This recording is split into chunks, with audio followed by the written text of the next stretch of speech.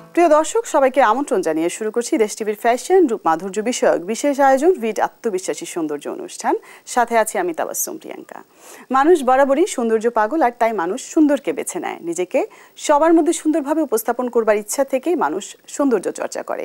পোশাক কেবল একটি পরিধানযোগ্য বস্তু নয়, এটি হলো একটি ভাষা। প্রসাধনী হচ্ছে দেহের বাইরের পরিচর্যা, এবং সৌন্দর্যের মূল উৎস কিন্তু দেহের ভেতর। তাই বাইরের পরিচর্যার সঙ্গে অবশ্যই দেহের ভেতরের পরিচর্যাও প্রয়োজন। কিছু অভ্যাস বা সতর্কতাই আমাদেরকে দেবে সুস্থ, সুন্দর এবং আকর্ষণীয় অবয়ব।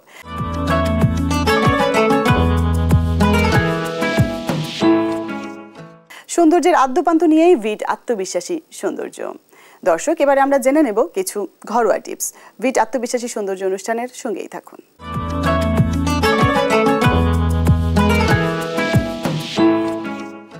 পরিষ্কার পরিচ্ছন্ন করার একটি রুটিন অনুসরণ করুন। প্রতিদিন সামান্য পরিমাণে পরিষ্কার করুন, যাতে বড় ময়লা জমে না থাকে। আগে অপ্রয়োজনীয় জিনিস সরিয়ে ফেলুন। পরিষ্কার করার আগে অপ্রয়োজনীয় জিনিসগুলো সরিয়ে ফেললে কাজ সহজ হয়। সঠিক পরিষ্কারের উপকরণ ব্যবহার করুন। বিভিন্ন পৃষ্ঠের জন্য ভিন্ন ধরনের ক্লিনার প্রয়োজন, যেমন কাঁচ, স্টেইনলেস স্টিল। উপর থেকে নিচে পরিষ্কার করুন। আগে উচ্চতায় থাকা স্থানগুলো, শেলফ, কাউন্টার পরিষ্কার করুন, যাতে ধুলো নিচে পড়ে, এবং নিচের অংশ পরে পরিষ্কার করুন। মাইক্রোফাইবার কাপড় ব্যবহার করুন। এটি সাধারণ কাপড়ের তুলনায় ধুলো এবং ময়লা ভালোভাবে ধরে রাখে। পরিষ্কার করার সরঞ্জাম হাতের কাছে রাখুন। দ্রুত কাজের জন্য সমস্ত উপকরণ একসঙ্গে সংরক্ষণ করুন। প্রাকৃতিক ক্লিনার ব্যবহার করুন। ভিনেগার, বেকিং সোডা এবং লেবু অনেক পরিষ্কারের কাজে দারুণ কাজ করে। পরিষ্কার করার জন্য কিছুক্ষণ বসতে দিন। ক্লিনার স্প্রে করার পর কয়েক মিনিট অপেক্ষা করুন, তারপর মুছুন, যাতে ভালো ফল পাওয়া যায়।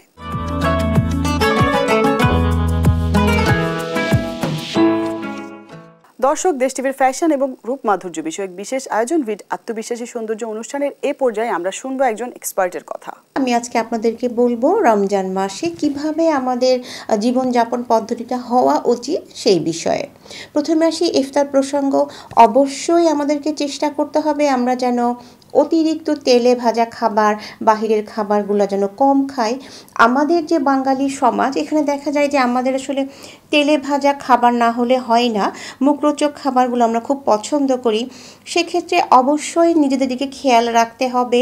যাদের বয়স এবং উচ্চতা অনুযায়ী ওজন অনেক বেশি, যারা ডায়াবেটিস বা হাই ব্লাড প্রেশারে আক্রান্ত, আবার অনেকে যারা প্রেগনেন্ট উইমেন রোজা রাখছেন, তাদেরকে অবশ্যই নিজের শারীরিক সক্ষমতা বুঝে খাবার খেতে হবে।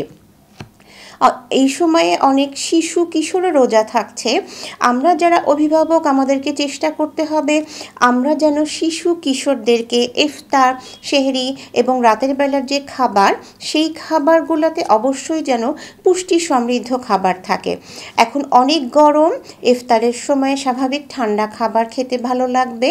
তা আমাদেরকে চেষ্টা করতে হবে যে ফ্রিজ থেকে বের করা খাবার বা পানি যেন আমরা ইফতারে না খাই।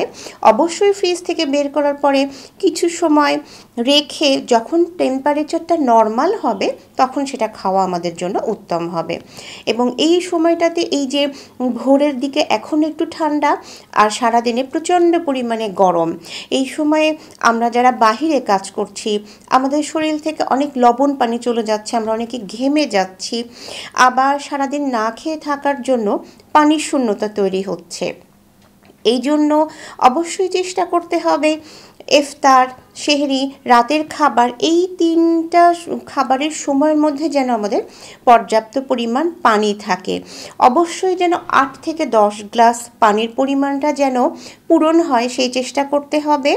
এবং আমাদের শিশু কিশোররা কিন্তু ডাবের পানি খেতে চায় না, ফলের রস খেতে চায় না, ওরা আইসক্রিম এবং বিভিন্ন ধরনের কোমল পানীয় খুব পছন্দ করে। আমাদেরকে চেষ্টা করতে হবে আমরা যেন শিশুদেরকে ডাবের পানি সহ বাসায় তৈরি ফলের রস দিয়ে তৈরি শরবত যেন খাওয়াতে পারি।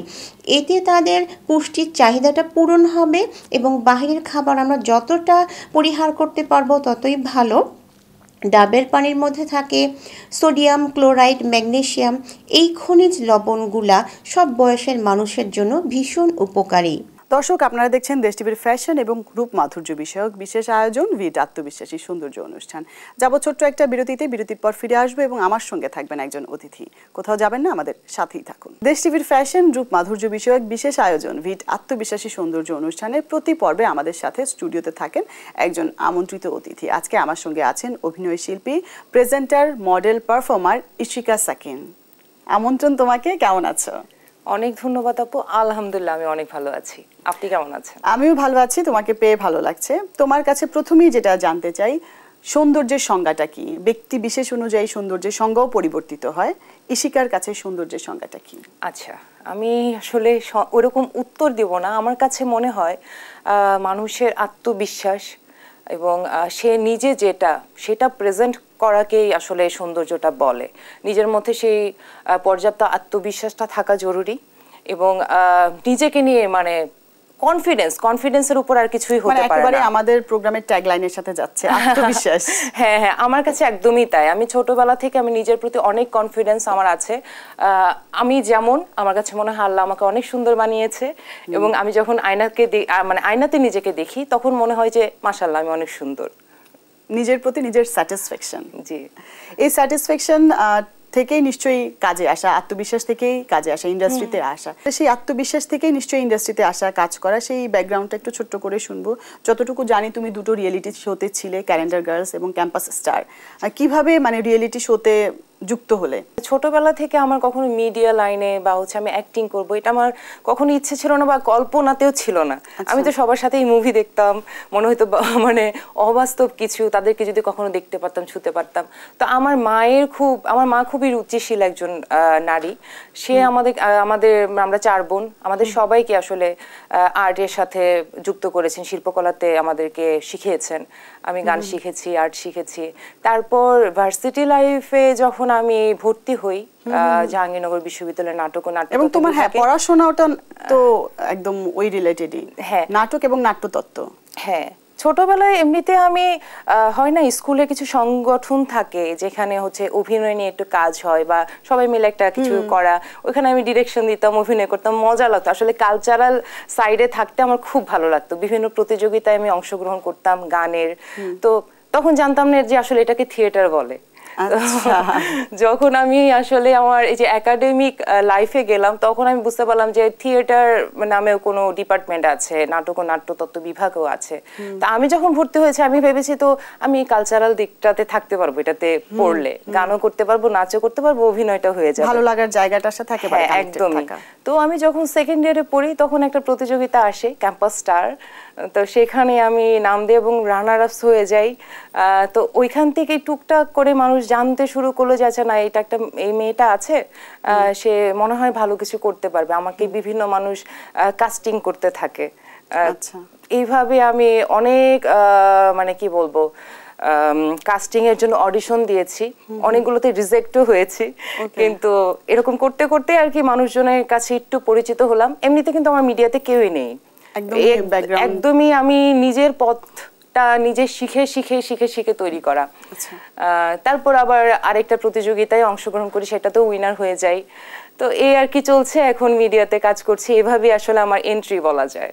আচ্ছা, মিডিয়াতে কাজ করতে গেলে অভিনয় শিল্পী এবং ওই যে তুমি বললে নাচ, গান, থিয়েটার, এগুলোর সাথে কানেক্টেড থাকলে কিন্তু নিজেকে ফিট রাখাটা অনেক জরুরি, অনেক ইম্পর্টেন্ট হয়ে যায়।